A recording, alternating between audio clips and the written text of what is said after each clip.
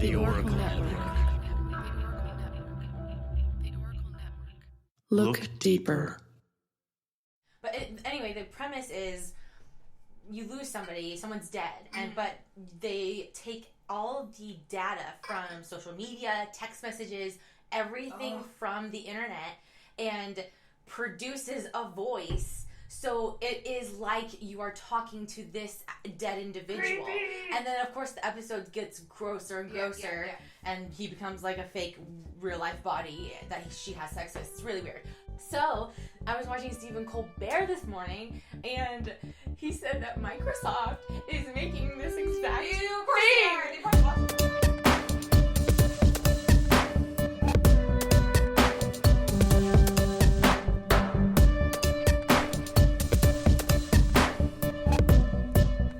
Hello, friends. Hey, guys. Welcome, welcome. I'm Abby. And I'm Shauna. And this is Anxious. And Afraid.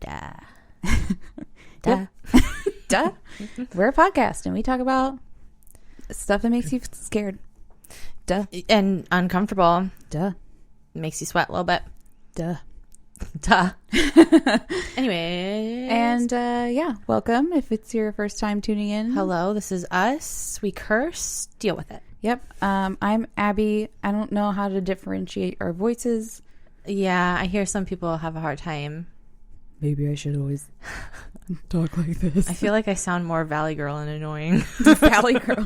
It's because you're from California. I actually was born there. So, anyways, what made you anxious or afraid this week? This week, it was just pretty much like this week sucked at work. Totally, I'm there with you. Ugh. Like, we work together at the same... We do the same things. Job. I mean, we're working from home now, but... Yeah.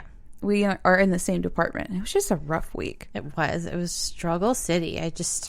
So stressful for some reason. There's 5 Mondays this week. Yes. It's Groundhog's Day. Right? Like, every day you wake up and it's shit again. It's just a messy time. That's not fun. Yeah, and then in the middle of that, I'm like trying to write this episode, which I thought was going to be not that long. And then I wrote like 17 pages. So, wow.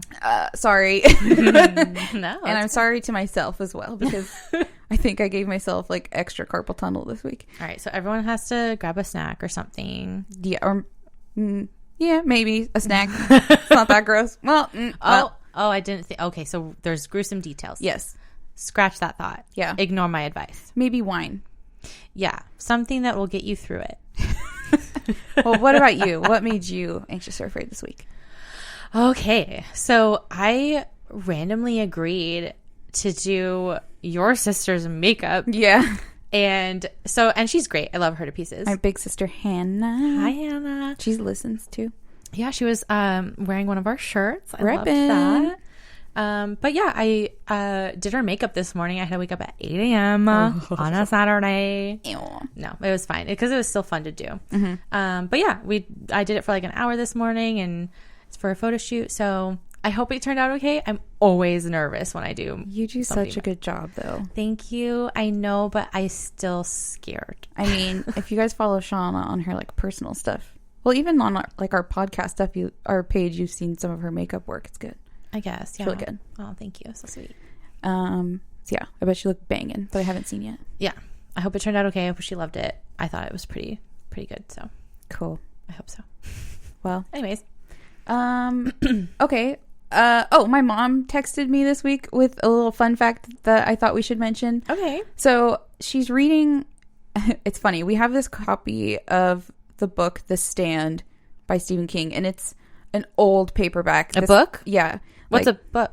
It's like made of paper, like a lot of paper. Oh, like bound together? And they are bound together, and you flip said page. You know, I'm doing this for the youngins who listen. Yeah. Who don't know what a book is. A book. Okay, I'm sorry there. Yeah. So I don't know who originally had it. It might have been my mom's, but like since high school.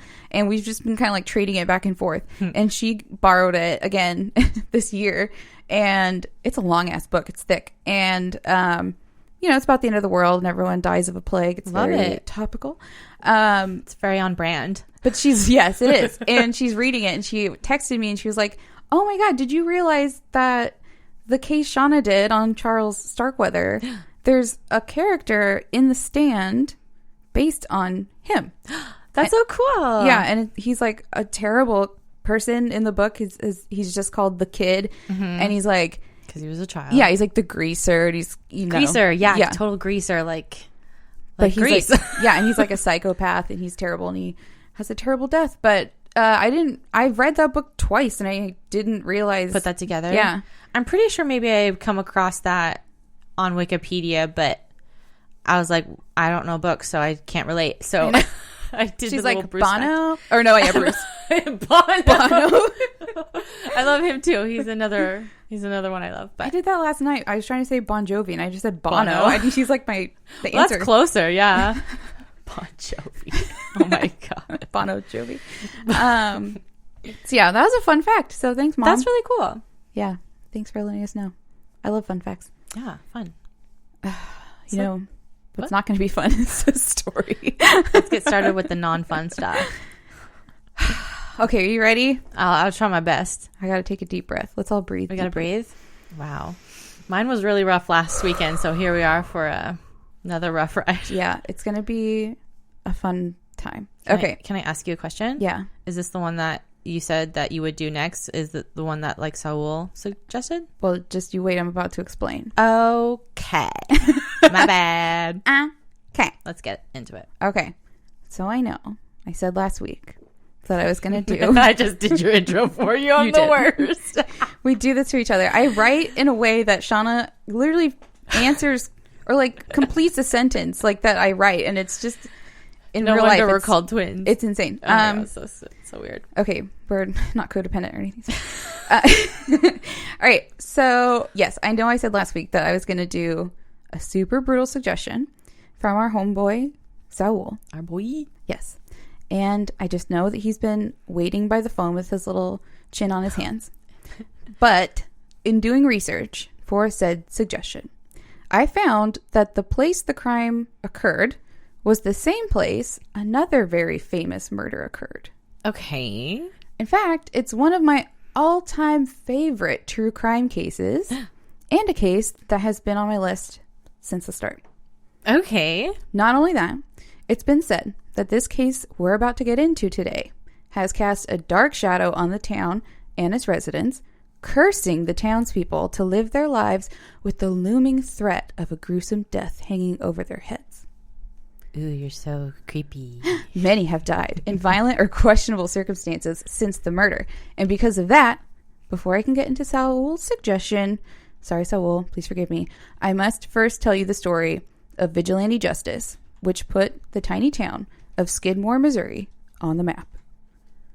Okay, so this is like kind of related to it, but not it yet? It's a prequel. Prequel. I get it now. Prequel. Yeah, okay. Origin stories. I actually have something like that on my list as like a prequel, but I haven't done it yet. Yeah. So the story illustrates just how far an entire town of people can be pushed by one colossal asshole before they snap. So today I will be telling you the story of the unsolved murder of Kenneth Rex McElroy. Okay. Have you heard of this one? No. It's a wild ride. Okay. And I feel like the case I do next time will have even more of an impact if you get some of the background stuff first. Okay, so all right, we're preparing. Yes, and plus I need to read a book, and it takes a few minutes. So, yeah. So buckle up, Buttercup, because this one's going to be a long one. Okay, I'm in it. Okay, so I watched a documentary called "No One Saw a Thing," which was pretty good. It's a series, and it goes over this case as well as others that have happened in Skidmore. Because let me tell you, there's been like a lot of murders and deaths there relative to the size of the town. Less than 500 people during the time of our story. Whoa. And less than 300 now. Whoa. Tiny. Okay. It's very small. That is very tiny. So some of my info comes from that documentary because they do interviews with the town residents, which is pretty interesting. I mean, it's like a bunch of very white farmers. Oh, I Can't imagine. From Missouri. But it was still pretty good.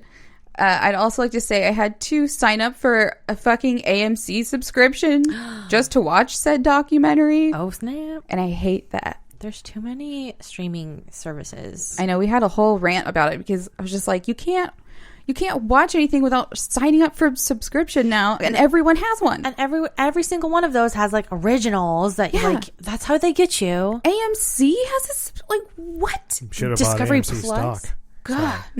Oh, you're right. We shouldn't talk about that though. That's not what this podcast is about. The Reddit It's not like stock revolution. Right. I kind of understand it, but I don't know how I would talk about it. Michael had to explain it to me. Yeah. I don't understand it either. So let's don't.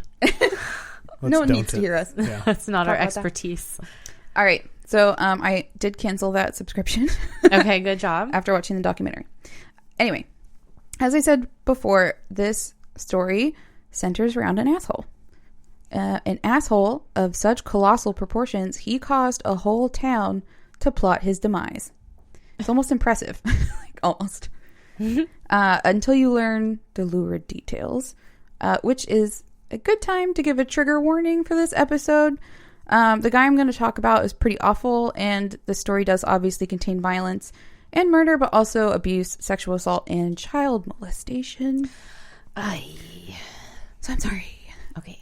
So, as always, let's start at the beginning. After all, most people don't walk out of the womb as an asshole. Mm-hmm. They usually become one later on. Mm-hmm. All right, so what made Kenneth Rex McElroy such a monster? Would it surprise you to find out he had a rough childhood? Not at all. Of course not. To start, Kenneth McElroy was the 15th out of 16 children. No. His mother. Your poor body. Her poor body. That many siblings. Her vagina. Her vagine. Her vagina. No. Oh, terrible. It's enough kids to make up an entire team in virtually any sport. I checked. Ew, when you put it in those terms. Ew. That's crazy. Ew, when you put it in those terms. Yeah, I had to Google it. I was like, what's the biggest team? And they had more than even the biggest team. That's you're literally pregnant one after the other. Just constantly Is there pregnant. some twins in there? Oh, I don't know. Yikes. You'd almost hope so. Right. But knock them out two at once. Your poor tits too. Oh my god. We're scared. I'm scared. Anyway, Kenneth was born June 1st, 1934 in eastern Kansas. And if you know a little history, then you'll know the 1930s were a rough time to be alive for a lot of people due to the Great Depression, especially poor people. Mm-hmm. And Ken's parents, Tony and Mabel McElroy, were definitely not wealthy. They worked as migrant farmers, moving from Kansas to the Ozarks and then finally to Missouri looking for work. His parents did eventually find steady work on a farm in Quinton, which is 6 miles away from Skidmore. The farming job had a meager salary of $1 a day. Yikes. To feed 16 kids. No. Yeah, but things cost 50 cents back in those days, right? 50 cents? It's half of your wages. Oh, I guess a nickel? Yeah, but $1 a day for 16 kids, that's... Yeah, no. That's nothing. No. So the family lived and worked on the farm, and Tony made his sons share the workload for no pay. Oh, for sure, you had to. So, I mean, that was a good deal for, the people he was working for, because he had all these guys working for $1 between them. Terrible. He allegedly was a hard man and definitely not a warm, loving father. Tony reportedly forced his sons, including Ken, to be cruel to farm animals and often beat his children as well. They lived on the farm for 13 years, and Ken grew up to be hard and cruel like his father. But he swore to himself he would never be poor and destitute like his parents. He would only make it to the 8th grade before dropping out of school, altogether at 15 years old. And it's been widely reported that Ken was illiterate, but he didn't let that stop him from getting what he wanted. Ever. And perhaps at this point he was already not a great person, but what didn't help was a head injury.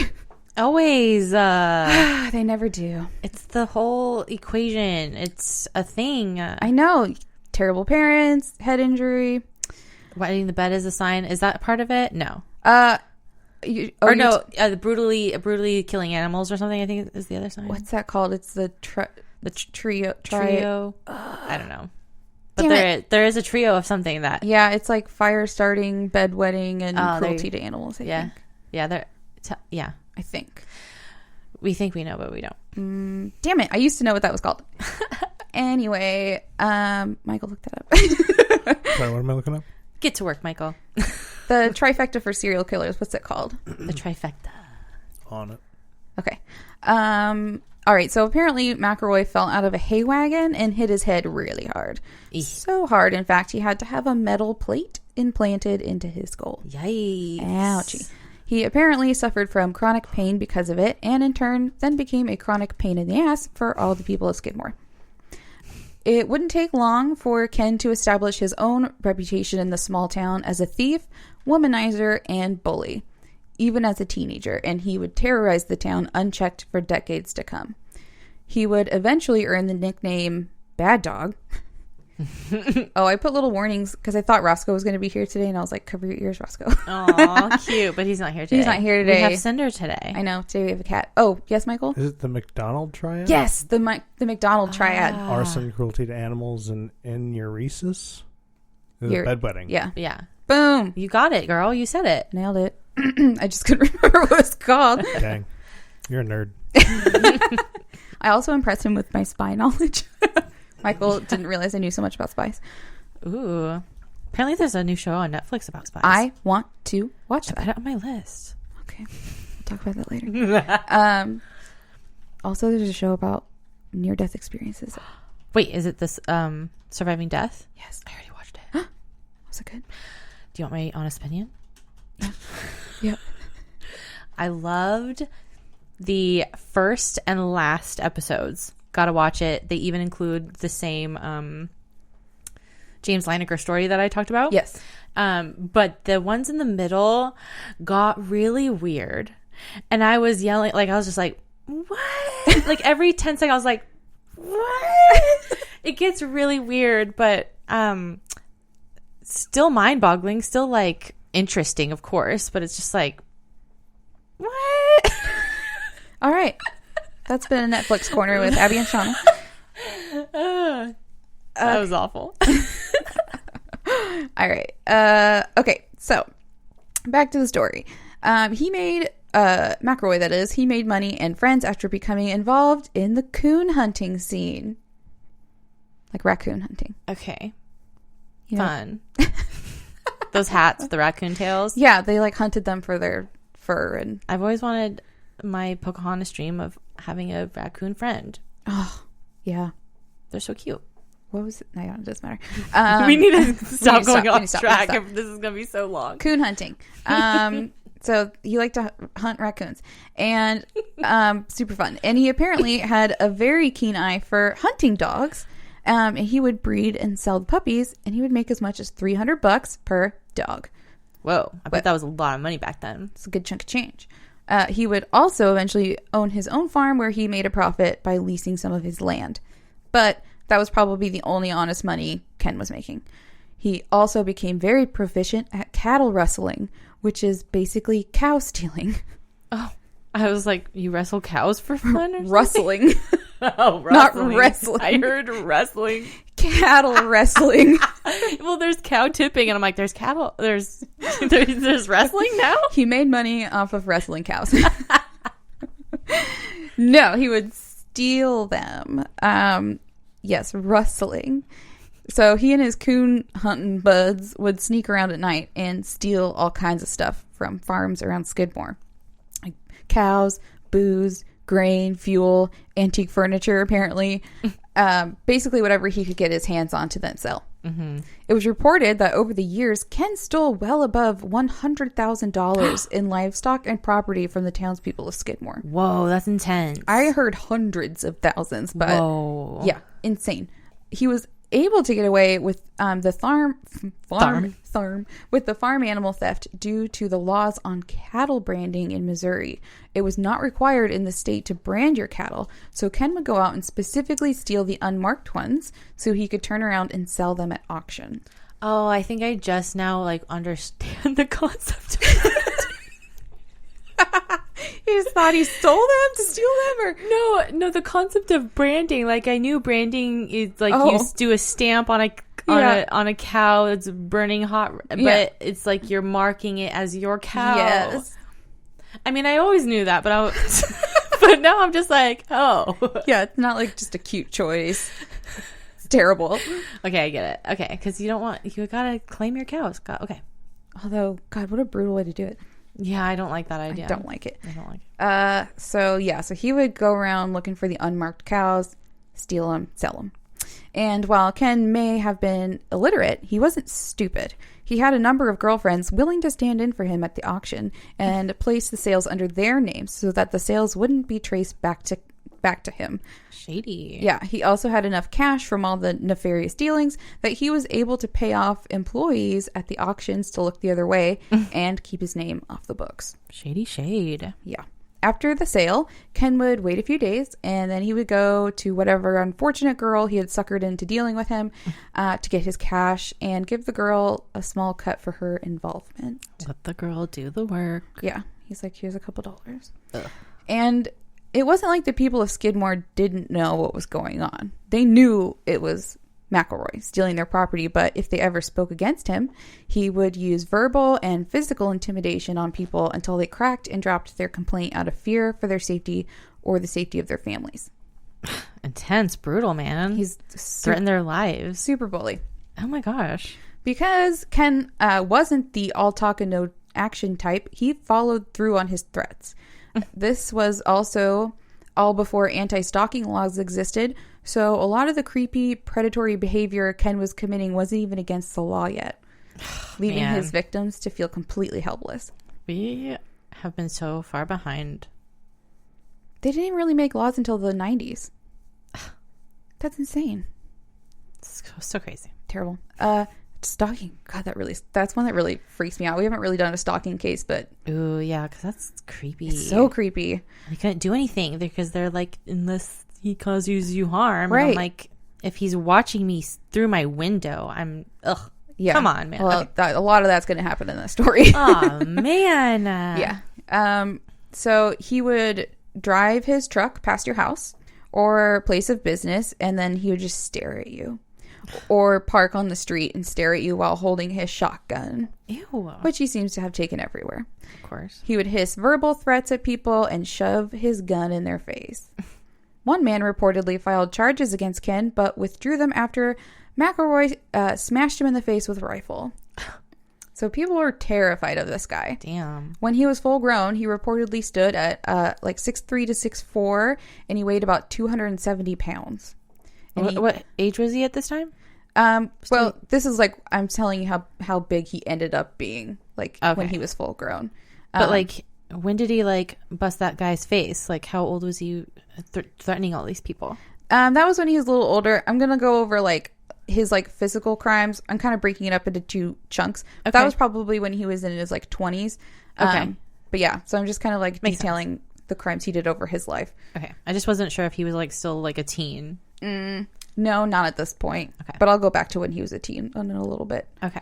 To kind of get into that more.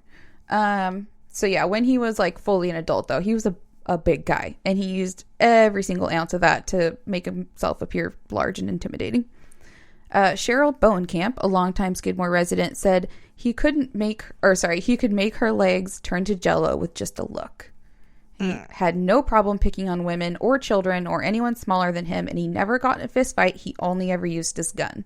Leave the children alone, dick. Yeah, so that kind of bravery. Like, he'll beat up on women and children and then just shoot people. But the most intense bully of all time. Yeah.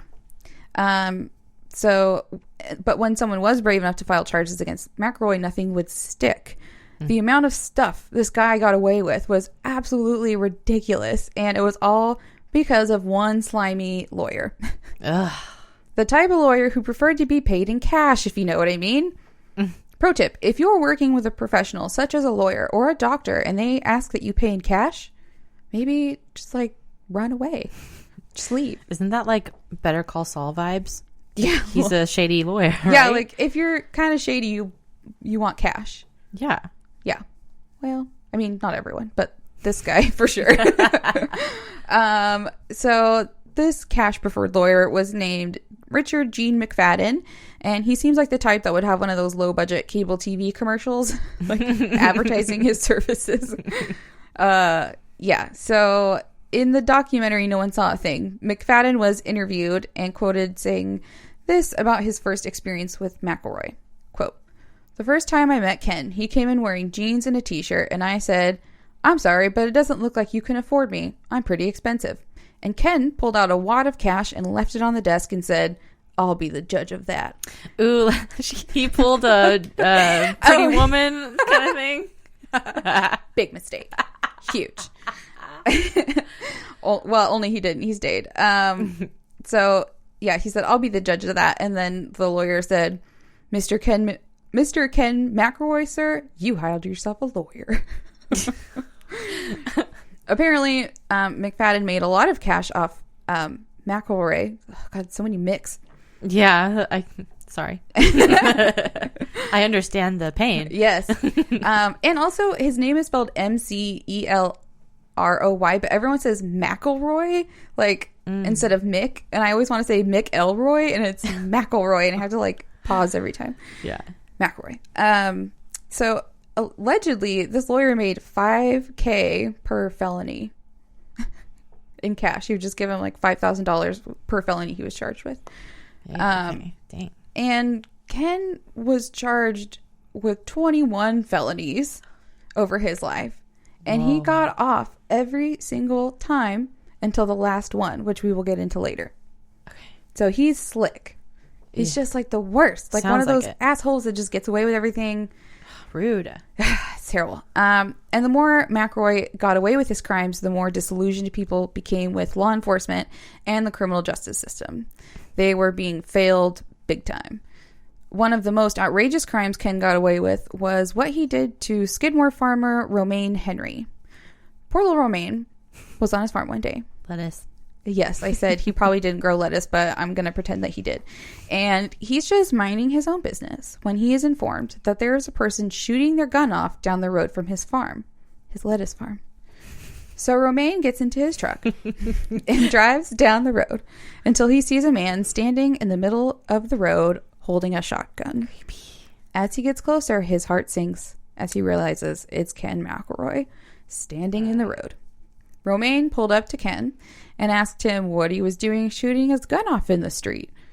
And I'm not sure if Ken opened Romaine's truck door or if the window was just rolled down, but Ken approached the passenger side of the truck and pointed his shotgun at Romaine. He said, quite assholishly, "Were you the dirty son of a bitch over at my place in a white Pontiac?" Romaine, probably terrified, replied that he didn't even have that kind of car, and of course he hadn't been at Ken's place. But that wasn't what McElroy wanted to hear. He's a farmer. Right? He's not doing that. He's a little lettuce farmer. He doesn't have that car. He doesn't have a Pontiac. It's very impractical for a farm. So that, wasn't really what he wanted to hear. And McElroy responded, "You're a lying son of a bitch." And then he pulled the trigger on his shotgun, firing buckshot into Romaine Henry's stomach and splattering the door of his truck with blood and flesh. Brutal. As Romaine tried to scramble away to safety, McElroy fired again at his face, but mostly missed, and sent buckshot ripping through the skin on his forehead and cheek. That's cold. Right. Ugh. Before McElroy could finish him off, Romaine took off in his truck, and he miraculously made it back to his farm. Get out of town. I know.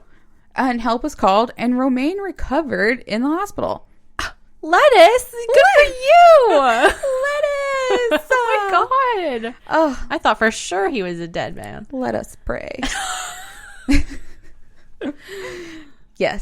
So he survives, which is a miracle, really, because also they're in the middle of nowhere, so you have to drive to He a drove hospital. himself. Well, he gets back to his farm, and then they take him. But I see. But still, he got away. A God. shotgun. Wow. And it he would say in interviews 10 years later that he still had some of the buckshot in his stomach. Ooh. Yeah. Ooh. Yikes. Ken probably wasn't expecting Romaine to survive and wasn't very happy when he was actually charged with assault and intent to kill, and the case went to trial. Pending the trial, Romaine said in a later interview that Ken would try and intimidate him by parking outside of his house, claiming that he saw Ken outside of his house at least 100 times between the trial and the crime. But true to form, McElroy was able to get off when 2 of his coon hunting buddies supplied an alibi for him. Did you say Macklemore? Did you? Macklemore? Oh my god! Did I? I think you said Macklemore. Macklemore is in this story. No, he's not. I wish we could like rewind. To, I like, knew I was double going to check. do that when I kept saying his name, and then I think at one point I said Macklemore, and I was like, did I type Macklemore? But then I couldn't find it, and I think What I happened did. to Macklemore? He like kind of stopped. He had kids, right? I guess that's what happened. Oh, I don't know. He had a moment. Yeah, he did. He's not in the story, unfortunately. Darn it. I don't think he was alive yet. There I go again. I can't ever keep anyone's name straight. That's a real problem for me. So yeah, he has hunting buddies that supply an alibi, and then after the trial, Ken would allegedly go down to the bar, which was the D&G Tavern, and he would brag about what he had done to Romaine and how he had gotten away with it. I hate him. I know, just like rubbing it in everyone's face. And if you think he's bad so far, you would be right, but he's about to get even worse. Oh, I feel it. So I know it. We should take a break. Okay.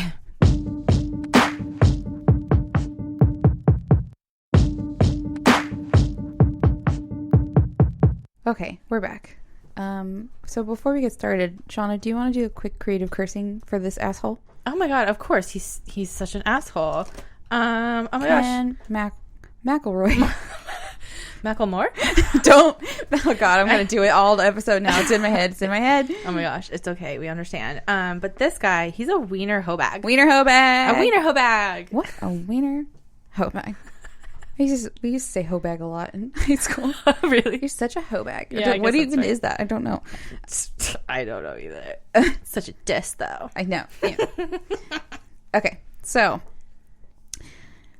here we go with the terrible sexual assault. Oh, okay. Right into it. Cool. Yeah, and the child molesting is coming up, so this is your warning. Whew. All right, so let's talk about Ken's relationships, if you can call them that. Apparently, Ken wasn't terrible looking in his youth. He had jet black hair and dark steel blue eyes and could be charming when he wanted, but an absolute menace if you refused him. Mm-hmm. He abused the girls he was with, both verbally and physically. I will say he did not age well.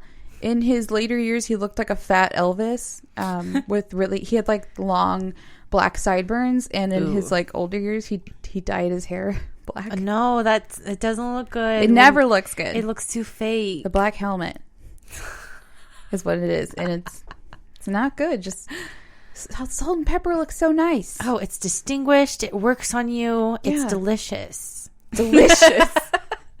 Everyone Everyone needs good seasoning. It's just really hot.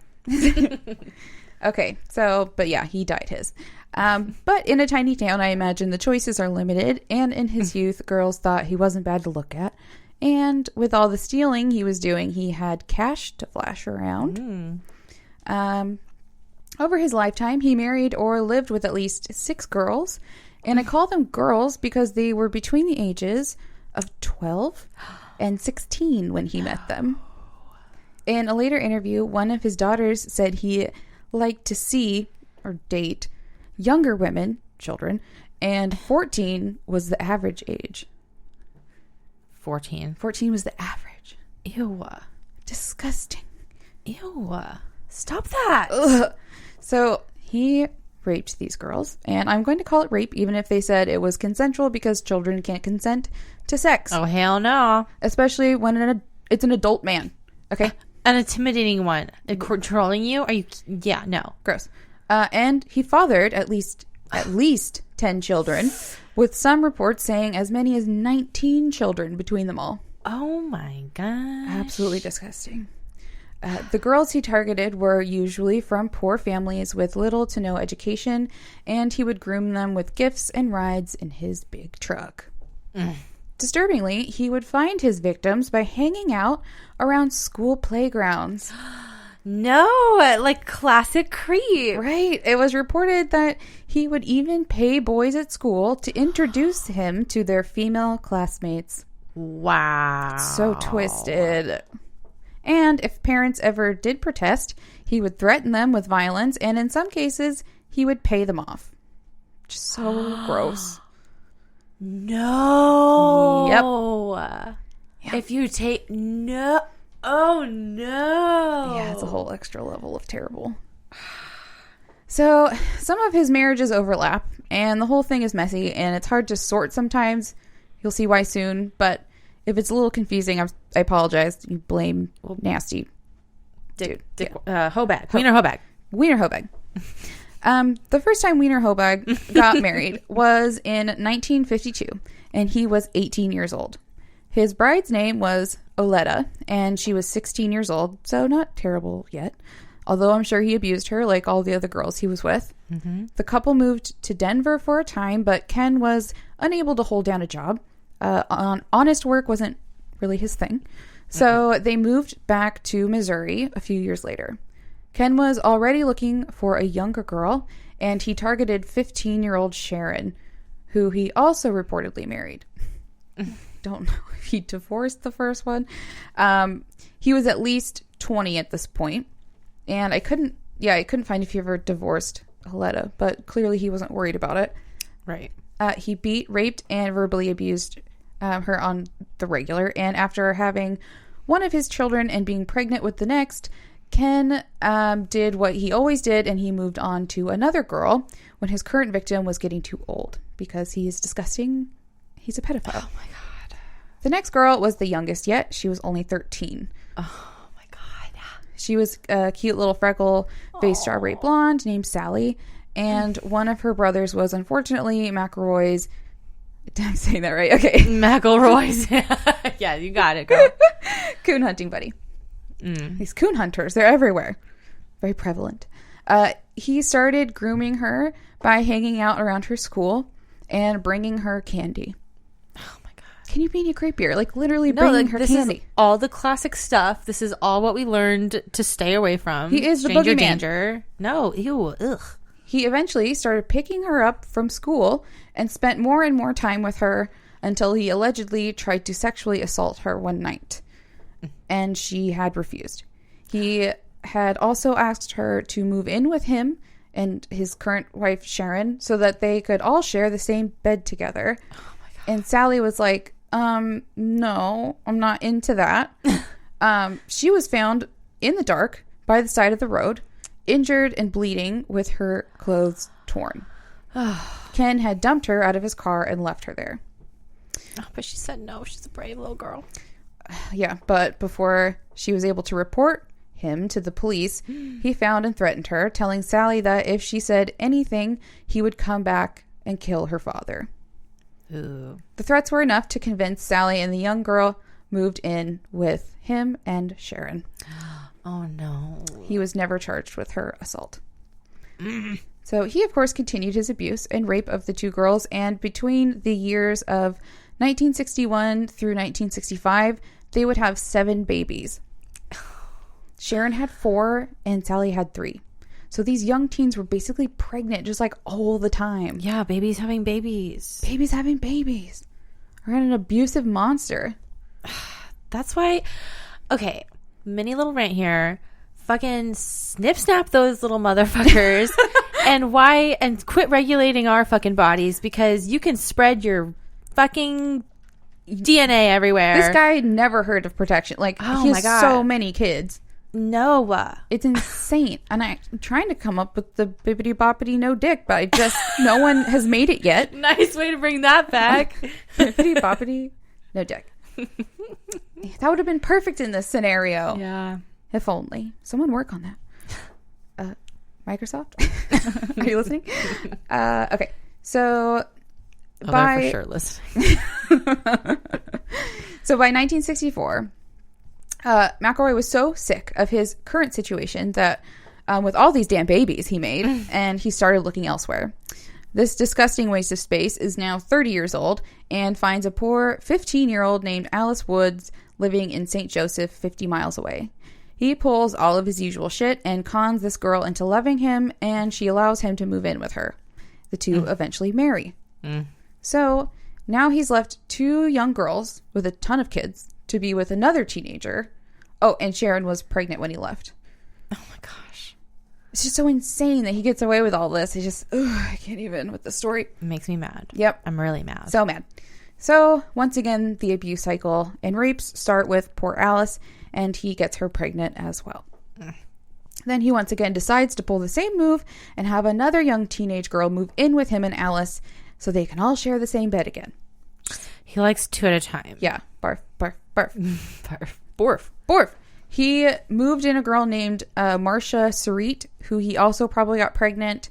I couldn't find anything concrete on that, but more than likely he got her pregnant because apparently he has super sperm. Disgusting. Super sperm. And then he replaces her with yet another young girl. He gets so many. Like, how? I can't. So he is now in his mid-30s and looking like a fat Las Vegas Elvis when he starts grooming little, blonde, 12-year-old Trina McLeod. 12. This sick fuck became obsessed with her and went as far as paying a boy her own age to pretend to pick her up from her house for a date. Then he would deliver Trina to him, and then he would they'd have their date or whatever you want to call it, and then the boy would deliver Trina back to her house. Yeah.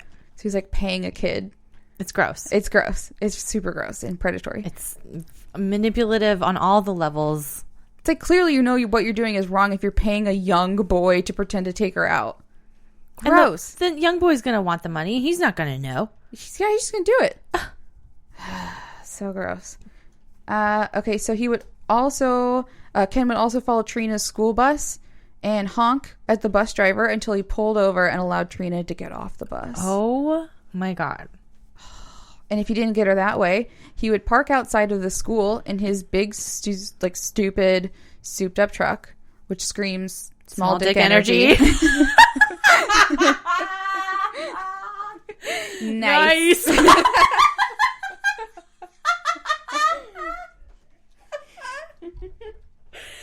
Wow, that was awesome.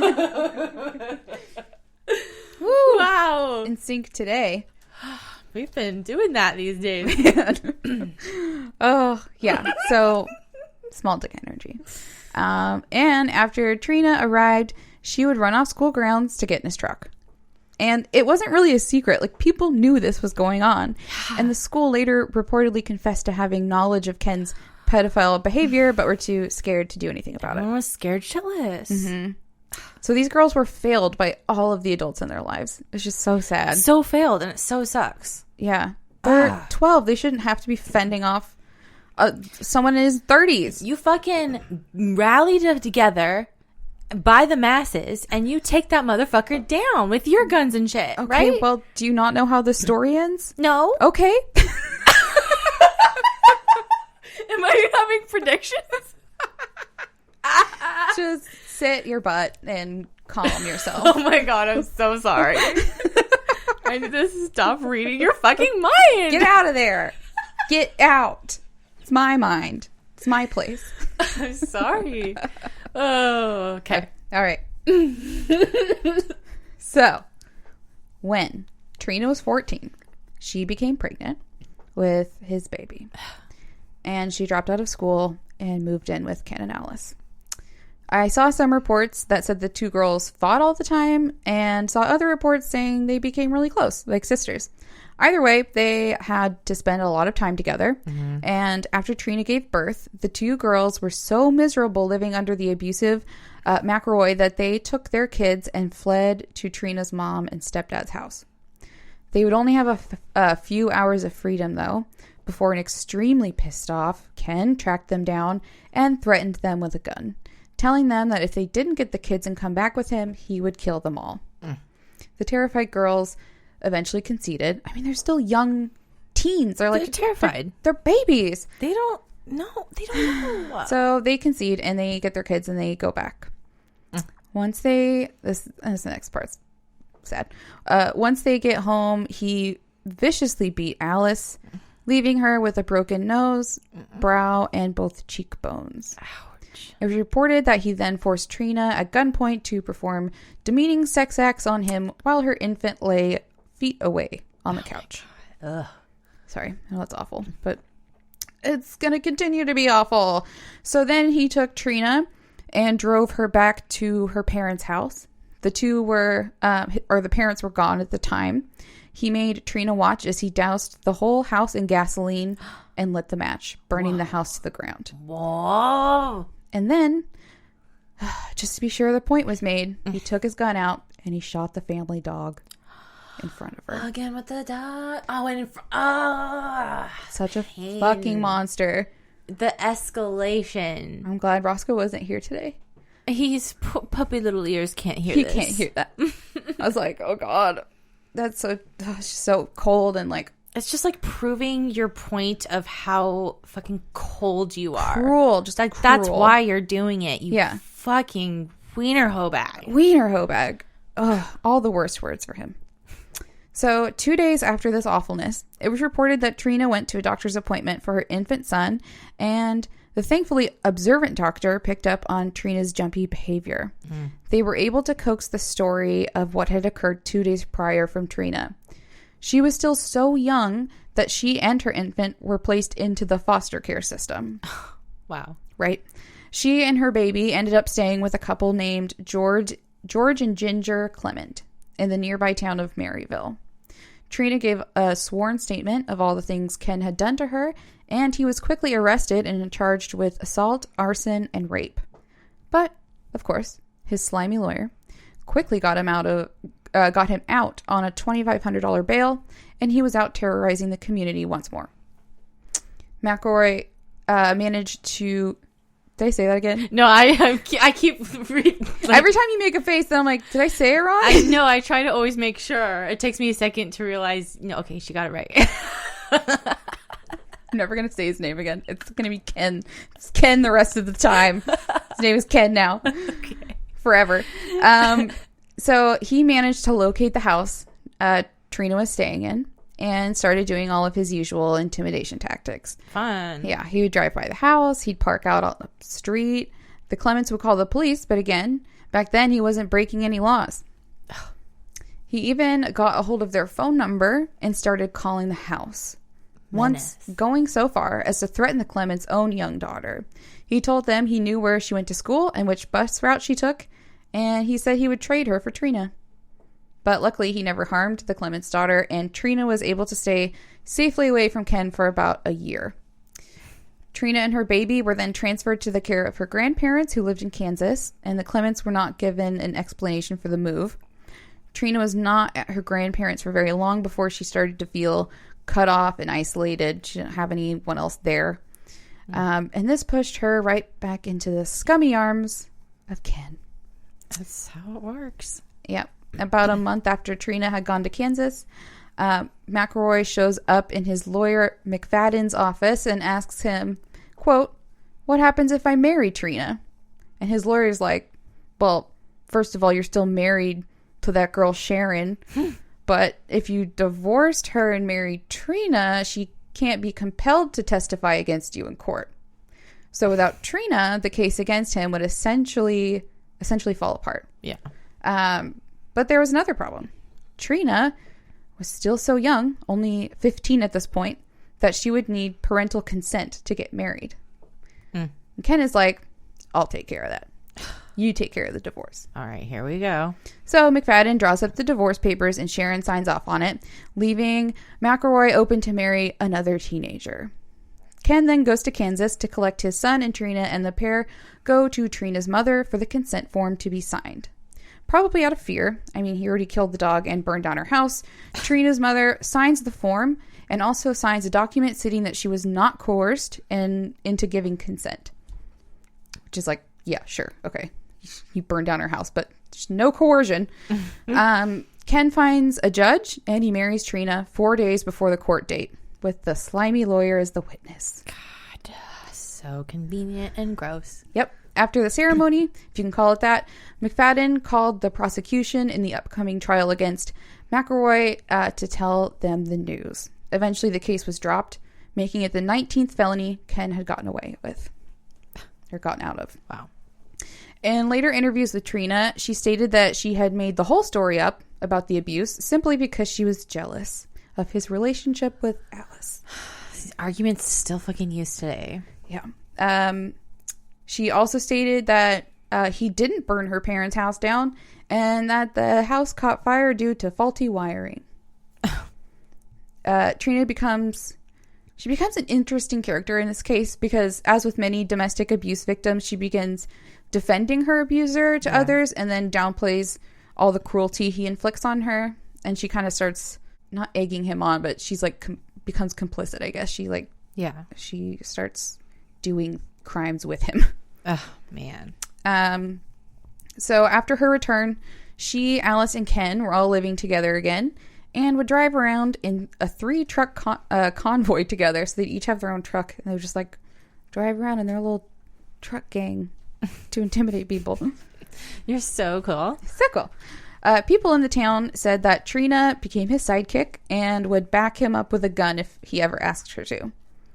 So now let's fast forward to April 25th, 1980. Okay. Here we go. 2 children enter the B&B grocery store in Skidmore. One is older, probably like a young teen, and one is pretty young, maybe about 4. The 2 kids pick out some candy, and they take it to the register to pay. The store employee rings them up for the candy, and the older kid pays. Now, I've seen a few different accounts on what happens next, but the gist of the story is that the younger kid grabs some candy worth like 10 cents on the way out. Probably not intending to steal. She's just little, and she grabbed it. Yeah. The employee noticed and asked the pair to pay for the candy. The older kid gets embarrassed and accuses the store employee of calling them thieves. The employee tried to explain, but it was too late. The older kid grabbed the younger kid, who was now bawling at this point, and stormed out. I mean, it's a fucking little kid who wants a little candy. Just let it happen. Right. I mean, on both counts, like, there's no need to be worked up. Don't be a dick to kids who want candy. Yeah. It didn't, I mean, it kind of came across as they weren't being a dick. It was like a misunderstanding, but. Okay. Well, yeah. I'll take back some of that energy of irritation. I mean, yeah, over 10 cents. If I was working there, I'd be right? like, whatever. Come on. I just feel like it's so like, come on, just let it happen. Give me that dime you've got. I know you have it. So important. Well, unfortunately for the B&B grocery store and the owners, an elderly couple named Bo and Lois Bowenkamp, those were the kids of Ken McElroy. And soon Trina came storming in, cursing and belligerent. She's like in her 20s at this point. Okay. Demanding to know who accused her kids of stealing. Threatening to whoop some ass. Literally. She was threatening. Mama bear. Yeah. The owners tried to reason with her and say nobody had accused her kids of stealing, but Trina didn't care. She said, quote, "Well, you're about to meet Kenneth McElroy." Ugh. About 20 minutes later, the asshole himself shows up and continues his threats. He starts his usual activities of slow drive-bys and intimidating stares at the store, and then he follows the Bowenkamps home on the edge of town to creepily stare at them from inside their homes as well. Ugh. The sheriff was called, who was once again unable to do anything. The drive-bys continued, and a few days later, Ken approached Lois Bowenkamp outside of her store in his truck with Trina beside him. He offered Lois $100 if she would fistfight his old lady, meaning Trina. Lois obviously refused. She's like 50. But yeah, that's a little picture of what his personality is like. Wow. The harassment continued over the next few months, with Ken parking outside of the Bowenkamp's home and firing off his shotgun into the air. And still the police did nothing. Then, on the evening of July 8th, 1980, things escalated. Bo Bowenkamp, a tall, lanky, almost 70-year-old man, was at the back of his store on the loading dock, waiting for a repairman to come take a look at one of his units. As he sat there and waited, he broke down cardboard boxes with a kitchen knife, which is not the correct tool to use, by the way. Box knife. Box knife. Then suddenly, Ken McElroy pulls up behind him and approached Bo from behind with his shirt sleeves rolled up. And he asked Bo, "Do you want to fight?" Bo turned around and came face to face with Ken and the barrel of his shotgun. Ugh. Ken pulled the trigger, shooting the old man, who quickly crumpled to the ground. Ken fled the scene, and Bo Bowenkamp was discovered moments later with his neck and upper half soaked in blood, lying in a pool of blood 6 to 8 feet wide. Ugh. He had been shot in the neck, but was somehow still alive. Oh, no. Okay. These people don't die. Wow. Kind of crazy.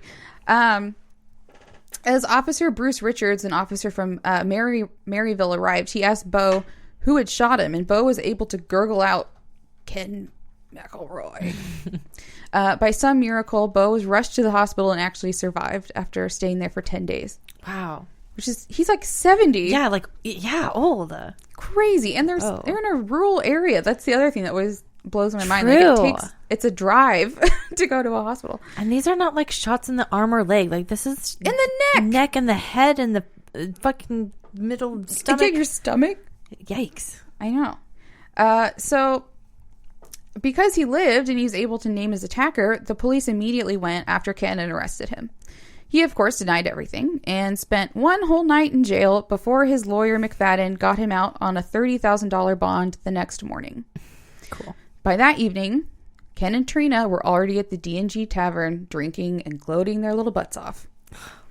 By now, you can only imagine the growing frustration of these townspeople. They feel completely abandoned and failed by the legal system, and you can't really blame them. No, not at all. This guy doesn't stay. Okay, so to make matters worse, Ken continued to harass the Bowenkamps even after he recovers, especially now that they were willing to testify against him in the upcoming trial. Ken must have known that this one was going to be harder to get out of, and he was not going to do well in prison. He's scared. Yeah, he's scared. Like, he can beat on women and children, but he's scared. Yeah, he's not going to have his shotgun in prison. Oh my God, I hate him. Mm-hmm. So he continues his drive-bys over the next year, constantly shooting off his gun outside their house and effectively making their lives hell. That sucks so hard. That's so intense. Right? Just living like that. With a shotgun blast outside of your driveway all night? I can't even imagine. The police were, they weren't doing anything to help. In the documentary I watched, the Bowenkamp said that they would call the sheriff and he would show up days later. Days. That's later. Real helpful. Yeah. Thanks. I mean, I know they don't have their own police force in that town, but come on. Damn. Days. So Ken also began targeting anyone who was nice or just helpful to the Bowenkamps. He even called and threatened the minister after he had gone to visit the couple. Wow. His threats even went as far as the fucking town marshal. Ken asked Dave Dunbar if he was going to testify in the Bowenkamp trial. And he said, well, yes, I was the marshal on duty that night, so I have to do my job. And Ken said, well, I believe in killing any son of a bitch that tries to put me in the pen the rest of my life. And Dave Dunbar reportedly caved to the intimidation and actually quit his job so that he wouldn't have to testify against McElroy. Wow. It's insane. Like, it's insane. Oh, man, people. Okay. As for Ken's defense in the upcoming trial, he started spreading word around town that Bo, the 70-year-old man, had actually threatened him with that kitchen knife he was using to break down boxes with. Nobody believed him. Also, it doesn't compare to your shotgun. Right? God. But I mean, like, no one was going to challenge him on it either because they didn't want to end up on a shit list. So, yeah. June 25th, 1981, the trial finally begins. McElroy got one of his coon hunting friends to give him an alibi and try to back up his self-defense argument, but it was no good. There was just too much evidence against him, and Ken finally gets convicted of his first felony. Wow, took long enough. But don't get too excited. He is a white man after all. Of course. The jury was not informed of his pattern of violent behaviors, and the trial was set in the town of Bethany, which is about 75 miles away from Skidmore. So these people, they didn't know what kind of a monster they were dealing with. Mm-hmm. And they voted to convict him of second-degree assault with a prison sentence of, any guesses? You're going to be mad. Not even a year. What's your guess, Michael? A month. Oh, it's a little longer. It's longer than that. 3 months? That's 2 years. Oh, okay. 2 years. Still, no. But according to a series of articles written by David, his name, Krajicek of True TV, after the conviction was announced, the judge continued McElroy's bail and ordered him released pending a routine 25-day appeal window. In other words, he was out once again, free to roam the streets of Skidmore. So cool. Yeah. So pending this like appeal trial, I guess, they're going to let him just go free again. So it's almost laughable at this point. I mean, the people of Skidmore were furious. They're terrified, especially those who had testified against him. It was reported that days after his conviction, Ken was back at the tavern packing a fucking M1 assault rifle with a bayonet attached into the bar. Whoa. He said he was just trying to sell the gun, but then he started talking about how he wanted to shoot Bobo in camp with it and finish him off with a bayonet. Oh my God. Sicko. This prompted some of the men in the bar to sign an affidavit describing what they had witnessed, hoping to get Ken's bail revoked. But the judge reviewed the statement and said that they would just wait until July 10th, which was only 5 days from then when Ken was supposed to report to his hearing anyway. Oh my gosh, I hate that logic. Mm-hmm. So annoying. Like, it's only a week. It's like 5 business days. It's fine. So this was kind of the tipping point for the people of Skidmore. Like at this point, they all decided. Real. It's ridiculous. It is. And they decided that they were all going to travel together to the town of Bethany to be present at Ken's hearing. And they were going to try and convince the court to lock him up. But the morning of July 10th, the day of the hearing, which is also Katie's birthday, my sister. Ew. Sorry, Katie. You're not going to like this. The townspeople learned that the scummy lawyer, McFadden, had postponed the hearing until 10 days later. Perhaps catching the sinister vibe brewing in Skidmore, McFadden told McElroy to lay low and stay out of town until the hearing. But Ken wasn't the type to be told what to do. So, that morning, when the people of Skidmore learned that the appeal hearing had been moved, they called a town meeting, and the residents of Skidmore, about 60 to 100 people, gathered in the Legion Hall to discuss what to do about Ken. Okay. Many now feared for their lives after speaking out against Ken recently, and they demanded something be done. Also attending the meeting were the town mayor and the Nottoway County Sheriff Dan Estes, who had previously suggested the town form a neighborhood watch party. Didn't go over well. Oh, no. Yeah, no. Neighborhood watch party. Now, what was discussed at the meeting has been highly contested due to the events that would follow. But it has been reported that the townspeople decided in that room to murder Ken McElroy. I mean, you're frustrated beyond the maximum. The fucking police are scared of you.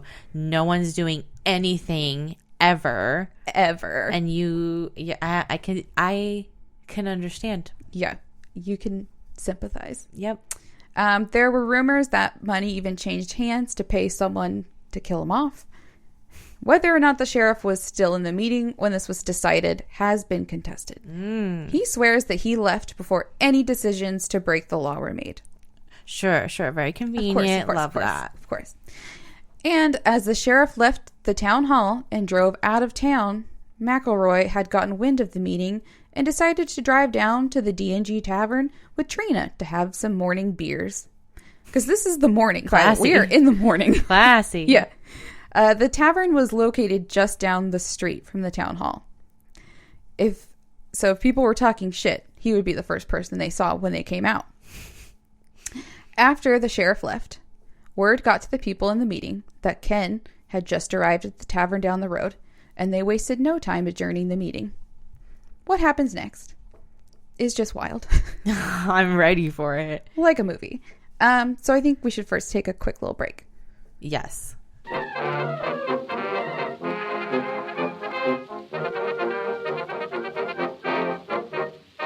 Okay, so the 60 to 100 people filed silently out of the Legion Hall and walked down the block to the tavern, where many went inside. Ken and Trina were already inside drinking. In a later interview, Trina said that the atmosphere in the bar was strange. No way. For one, it was the morning, and there wasn't usually a full house that early, so she figured the meeting had probably been about them. I mean, they weren't invited. The rest of the people in the bar were laughing and seemed to be in good spirits, and the bar owner, Del Clements, was giving the meeting attendees free beers left and right. Nice. Ken and Trina must have caught the weird vibe, and seeing that they were... What? Okay, now my throat. Two weird noises just happened. One was my mic stand. The other was biological. That was my throat talking. Just cut that and just redo that paragraph. Do you want to? I don't know. Oh, we're having fun. Okay. All right. All right. You hear it again? Sorry, my body's making noises. Tame the alien in your throat. I can't. Okay, so they catch the weird vibe, and they are like, we're clearly outnumbered here. So they decide to get up and leave after purchasing a 6-pack for the road. The pair walked out of the bar and headed to their truck, which was parked right in front of the bar. So, as they both climbed into their seats, they noticed all the bar patrons, including the owner, had silently followed them outside and began to gather around the truck. Ooh, eerie. There were more people already outside waiting, watching. Nice. Trina said it looked like the whole town was there. She asked them what they wanted, but they just stood there laughing and staring at them as they sat in the truck. Oh my God. Yes. Just rub it in. Just do your thing. Enjoy it. Oh my God. Just like relish in it, you motherfuckers. She said she watched as Del Clements, the bar owner, crossed the street and walked to his truck where he pulled out a gun. This wasn't odd, as most of the town people carried guns either on them or in their vehicle. It's the usual. Yeah, especially in rural areas, you just probably have a rifle in your truck. Mm-hmm. Ken had an unlit cigarette in his mouth and smirked at the crowd around him. I can picture this. I can just picture this. Right? The fat Elvis with the cigarette. Right. Yeah. So he looks at the crowd, but must have realized this is probably not a good situation for him. So he starts up his truck, but before he can light a cigarette and put the truck in reverse, multiple gunshots rang out. Whoa. 2 rifle shots from the left and 4 more gunshots from behind. The back glass inside the truck cabin shattered. Kenneth McElroy had been shot twice in the neck and head. Damn. His body slumped forward on the wheel, and his foot pushed down on the gas pedal, loudly and continuously revving the engine until it started to smoke. Oh, because it was parked. It was still in park. Oh, whoa. How eerie is that? Yeah, all these weird details like, ooh. Okay. As the shots rang out, Trina began to scream in fear and horror as she was sprayed with her husband's blood, but she was physically unharmed. She was pulled from the truck, out of the line of fire, as more gunshots rang out. She had been so petrified that she had wet her pants, and she was crying as she was led away from the truck to the bank down the road. Trina said she thought they were going to kill her too, as someone told her she would be safe at the bank. But the townspeople stayed true to their word, and Trina was never physically harmed. Psychologically, it's another story. Right. The townspeople watched the bullet hole riddled truck silently, waiting for Ken to move, but he never did. Ooh. Once the engine on the truck blew, there was just eerie silence. Whoa. They had finally killed Kenneth Rex McElroy at the age of 47. Wow, what a scene. Many of the townspeople dispersed and walked back to their homes. They're like, hell yeah. Like, all right, we're done here. Bye. See ya. Making dinner now. Yeah. No, it would be brunch at that point. Oh, yeah, it's early. It's early still. That's the other weird. It's just all done in broad daylight, Yeah.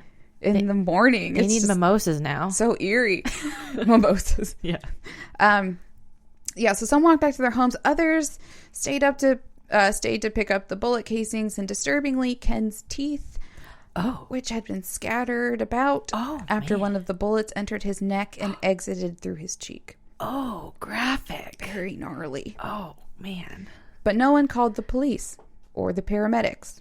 His body would sit there in the truck for 45 minutes before authorities even heard about the shooting. No one fucking said it. Like, that's kind of awesome. It's so crazy. I think Trina eventually called her lawyer, and then the lawyer called the police, and we're like, what are you guys doing about the shooting? And they're like, what shooting? Man, they took it in their own hands. It's very intense. When the paramedics finally did arrive, there was a pool of blood beneath Ken's truck running down the road. Ken was pronounced dead at the scene. There's a kitty in here, and she is sneezing. Oh, that was sneeze? Mm-hmm. Bless you. Bless you, Cinder. Bless thee. So, Sheriff Estes, who had attended the meeting, got the call on his radio about the shooting, and he headed back to Skidmore. He said he was furious that the town had resorted to vigilante justice to deal with McElroy after seeing at least 3 different sized bullet holes in the truck, with about 8 to 10 shots fired. So that means there's 3 different shooters, which... Oh, for sure. Yeah. They got to make sure they get the job done. It's harder to pin it on 3 different people, probably. Ooh, smart. He saw some of the same men standing around the crime scene that he had just seen at the town meeting. But if he thought that any of these men were going to give him one scrap of evidence, he was wrong. There were estimated to be between 30 and 60 potential witnesses to the shooting, but oddly, not a single one of them had seen a thing. I'm smiling. I am conflicted because, this is bad, but it's not. That's why it's like one of my favorite stories, because of all the conflicting feelings. It is very conflicting because I'm like, you shouldn't do that. That's bad. That can turn that's how like lynch mobs happen. Like totally. But he was. But in this case, you're like, God damn it. He was really asking for it. Yes, he did. The children weren't safe. He was the worst. He's the worst. And the police were doing nothing. Yeah. Then what else are you supposed to resort to? Hello? Yeah. Wow. So they all claimed to have been looking down or away during the gunfire and only looked up after it was over. Because Sheriff Estes was already too close to this case to be considered impartial, he was taken off the case. And instead, the Northwest Missouri Investigative Squad, or NOMIS for short, was called in. They began investigating that day with a team of at least 23 officers from 6 different agencies. They were confident that they would turn something up, but they didn't. Gary Howard, a Missouri sheriff, said, quote, "We had 35 leads, and 35 leads saw nothing and heard nothing." I love it. I'm sorry. God, these people can keep a secret. It's crazy. That's really wild that all of them were that fed up and just over it. Yeah. And really kept their mouth shut. Like, really. That's the amazing part. Really, because you always say, like, how can you keep that many people quiet? Yeah, even blah, blah, like blah. 2 people, you're like, no, one of them's going to blab. Right, but screw this guy. So they're like, not saying a word. Most of the town people certainly made it plain that they didn't like Ken, with one resident, Jim Hartman, saying they shouldn't go after the killers, comparing them to the inventor of penicillin, saying nobody tried to hang them for finding a way to kill a germ. Comparing him as the germ. Other residents disagreed with the killing, but were too scared to say anything. I mean, yeah, it's conflicting. But that's the other thing, is like it's weird because it almost turns to where like now they're being intimidated by people who killed Ken, which was like the whole reason they killed him. It's no, they're still scared. Yeah. Yeah, so that's an interesting aspect as well. But let's see. Apparently there was one person willing to testify that they saw one of the shooters, but when he agreed to testify, someone cut his fences and stole his cattle, so he backed out. Back to the see, so it's like it's like Ken's behavior. Oh no! It's like snake eating its own tail. Like, it's weird. Yes. In terms of physical evidence, the ballistics. That's a hard word. Ballistics test on the bullets found in Ken were inconclusive because they were only fragments, and they had no gun to compare the bullets to. They had also found a .22 caliber slug and another casing from an 8 millimeter rifle, but again, they had no gun to compare it to. So the only one who did claim to see the shooter, Trina, she was pointing a finger at Dale Clements. He was questioned by authorities. That was the bar owner? Yes. Yeah. And that's like the only person that is named, really. She's like, she saw him with a gun, but there's like 3 shooters, so she claims to see him shoot. And he was questioned by authorities, but like the others, said that while he didn't feel sorry for Ken in the slightest, he also didn't know who shot him and had nothing to do with it. Okay, bye. Yeah, with little to no evidence and no willing witnesses, the case went cold and Nomis made no arrests. Of course, by now, the media had heard of the case. And what year was this? I'm sorry? This is the early 80s, 1981, I think. Okay. Wow. So the media swarms the tiny town. This is like national headline news. Oh, for sure. A whole town getting away with murder. Like, people couldn't believe it. Wow. The Skidmore residents, however, hated the attention they were receiving.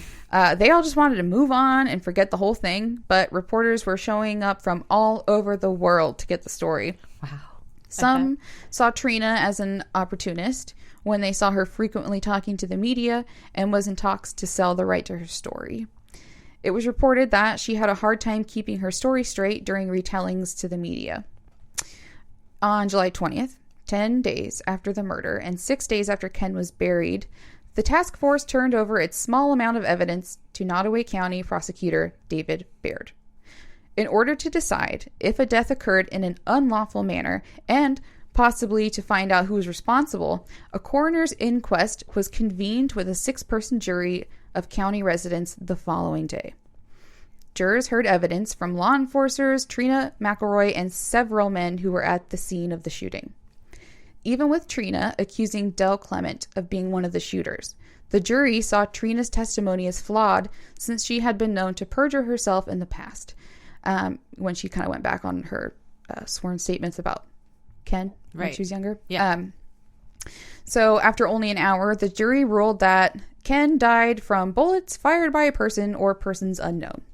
And no arrests were warranted because of insufficient evidence. So crazy. Eventually, a state grand jury was assembled, but after they made no progress, the FBI was called in. While the feds certainly made Skidmore residents more nervous, they still never cracked. Nice. I'm sorry. It's just fascinating. This is crazy. By the following year, in 1982, the FBI had completed their investigation and turned over their findings to the prosecutor, David Baird. Baird reviewed all of the evidence in the case, and on November 11th, 1982, decided to announce, quote, "After careful consideration and evaluation, I have determined that there is not current sufficient evidence with which to establish guilt beyond a reasonable doubt." And with that, the case went ice cold, and that's where it still stands today. Wow. As for Trina, she claimed that she and her children were harassed and feared for their lives after the murder. They felt victimized by the entire town and eventually went into hiding. I mean, could you live there after that? You saw an entire town stand around while your husband got shot, and she was in the truck. Yeah, she was in the truck. How weird and traumatizing. And also, like, totally, like, flipped back on her. Like, it's almost like, how do you like being, like, feared for your life and which whatever, is like, yeah, it's turned around. Yeah, it's like very complicated with her because, like, obviously she had such a shit. She's still a victim in a way. She's a victim. Yeah, for sure, because she's too young. Yeah, it's all manipulative. It's all fucked. It's kind of like when I had Starkweather and Carol Fugate, because it's hard. You sympathize with her in a way because she was so fucking young. Yeah, but then I don't know. It's tough. It's conflicting. I know with her. Yeah, I think maybe not Stockholm, but it's definitely like that abuse. Abuse is very complicated. I think. Yeah. I don't think she would have done any of that if he hadn't been in sought her out. Yeah, for sure. Yeah, I would think that too. Yeah. So I think he's like totally to blame, and he probably turned her into that. And you'll see that she isn't that way afterwards. So okay, I think I do end up feeling I just feel bad for her. I think at the end. Yeah, I mean, I'm sure she did things she didn't like, but yeah, I mean, she didn't really ask to be in that situation. How do you really get yourself out of it when you're in so deep? And she was only 12 when that's the youngest. 12. Wow. Yeah. She got failed hard. So, let's see. So yeah, they go into hiding. And in 1984, Trina, and the slimy lawyer is still around. They file a $5 million wrongful death suit against Sheriff Estes, Del Clement, and the mayor. They ended up settling out of court. She only received $17,600. Oh, little less. That is a lot less than the target. Although I don't think Del Clement had $5 million to give her, so No. it's probably a lot to ask for. Trina would eventually remarry, and she moved away from Skidmore, and from what I could tell, she turned her life around, and she had more kids, and was really happy with her new husband and family. She reportedly moved on from what happened to her and didn't let it define her, which makes me happy because after everything she went through, she deserves some happy. She sadly died of cancer in 2012 on her 55th birthday. Only 55. On her birthday. Fucking sucks. And as for the town of Skidmore, the murder and secrets that followed seemed to have poisoned the tiny town. With the dark shadow of McElroy's unsolved murder hanging over the town, the population has dropped to about 250 residents, and most of the businesses that Ken frequented have closed since his death, including the D&G Tavern, the grocery store, and the Legion Hall. Some go as far as to say the town has been cursed, especially after the string of violent and suspicious deaths that have followed Ken's murder to this day. Really? And if you're interested in those stories, you'll just have to wait. Because I'm gonna do one. I was requested, but I need to stop talking because I've been talking so much. And that is the story of the unsolved murder of Kenneth. Damn, Rex girl. McElroy. Damn. McElroy, not Macklemore. That gave me a panic attack the whole episode. I'm sorry. Oh, wow.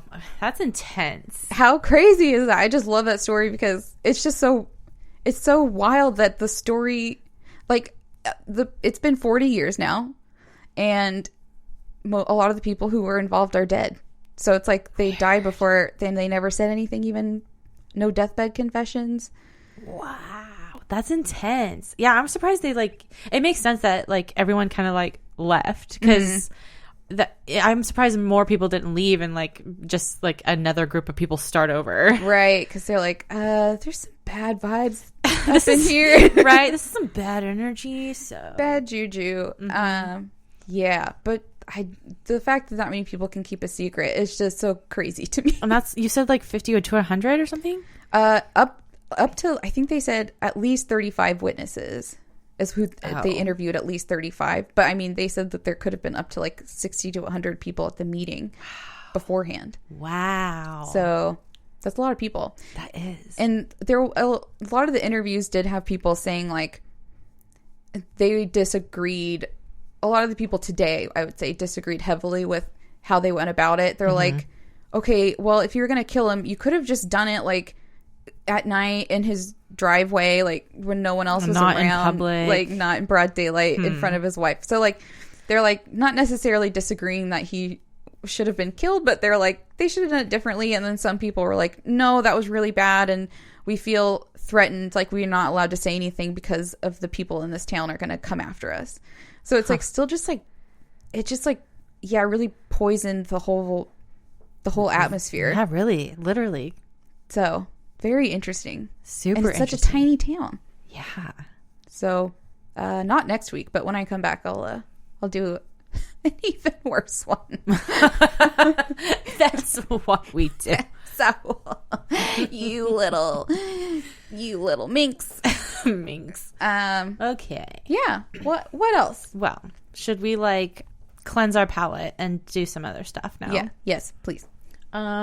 So we don't have a jingle yet, but we have to do City of the Week. I don't know. I don't like it. City of the Week. City of the Week. City. I don't. Yeah. Someone write a jingle. Can someone write us a jingle for City of the Week? City of the Week.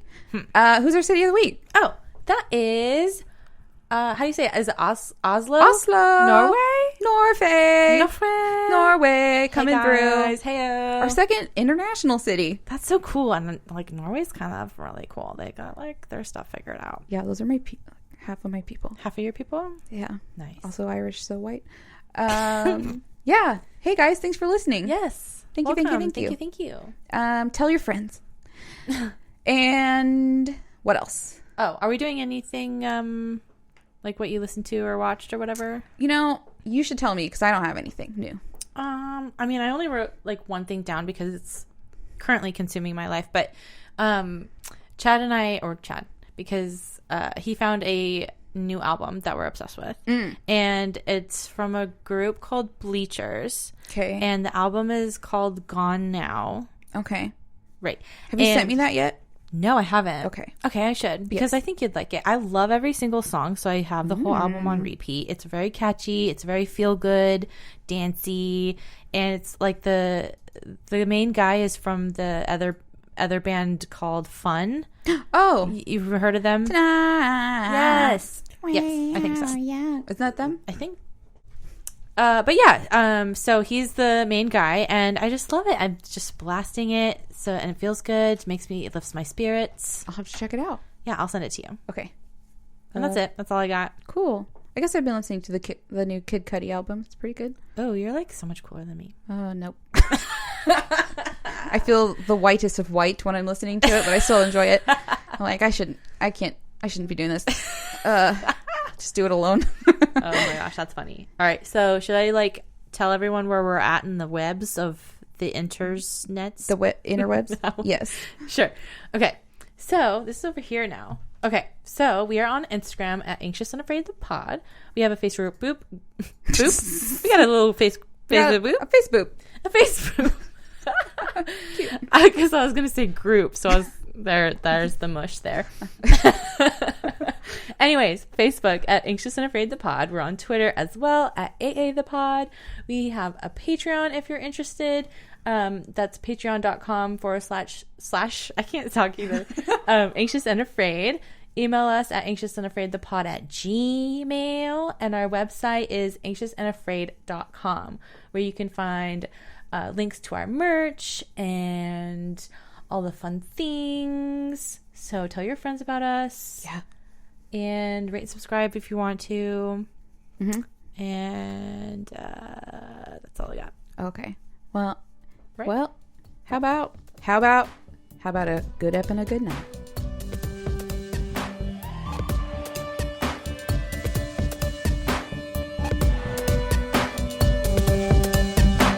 Okay, guys, here's my sources. I watched a documentary called No One Saw a Thing.